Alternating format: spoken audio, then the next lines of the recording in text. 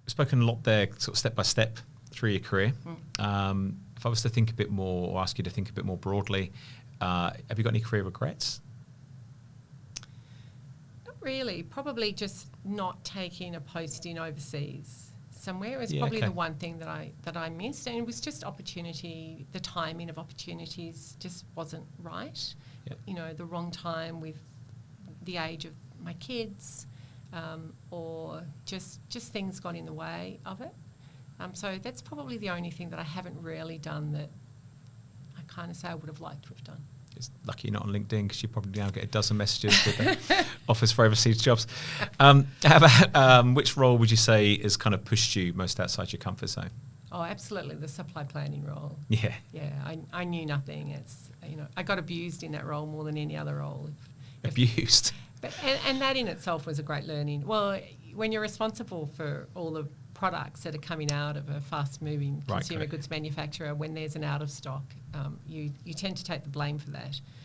But you then, you know, I learned a lot about how to deal with that, how to not make it personal, how to focus on the facts and solve the problem, not take on board all the emotion that goes with it. And that stood me in good stead over a lot of years, to be able to put that emotion aside and just deal with the fact on the table and solve a problem. Yeah, great. And as someone's working through or up the career ladder, often it's hard to understand or know really what the rung above looks like. Yeah. How would you sort of encourage or recommend somebody learn about what the next role looks like from a progression point of view? To be open-minded, I think, about it, and keep your eye open across different roles in an organisation. Don't just look within what you think is your skill set. Think much more broadly about what your skills truly are, and look broadly across an organisation. A lot of people, you know, if you work in accounting, will only look at roles in accounting.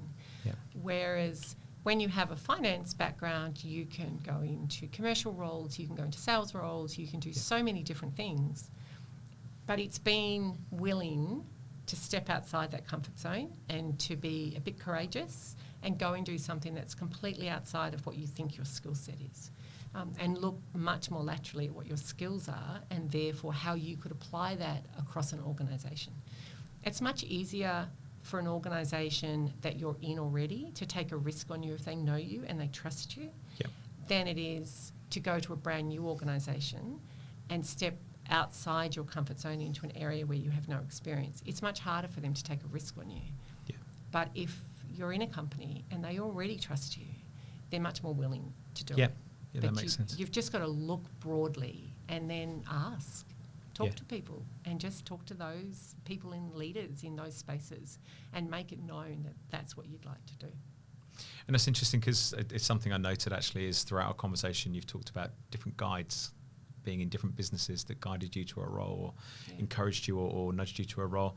And that's, I guess, the importance of the internal network as well as the external network, and investing in those relationships.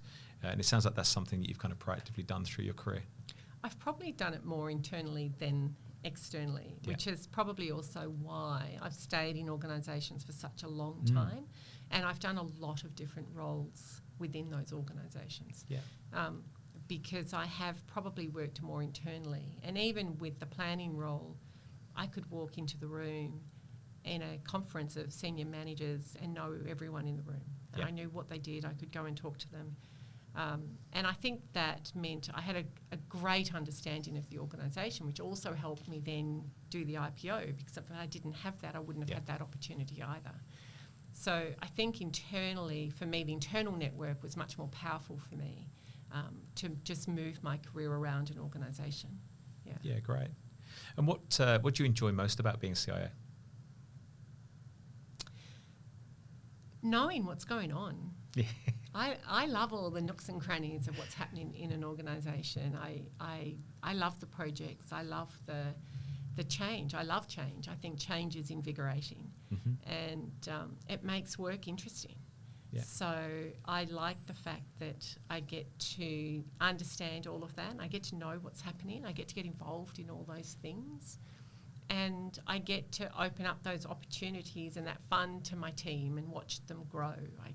I love watching my team learn and grow and go on to bigger and better things. I always say I'd rather have a team of people that everyone's trying to poach, because they've grown and they've learned and they've outgrown what they do. Yeah, fantastic. Yeah. Final kind of CIO type question: if you had one piece of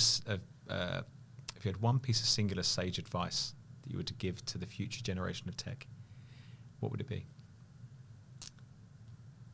Be courageous and think outside of mainstream. Yeah, great.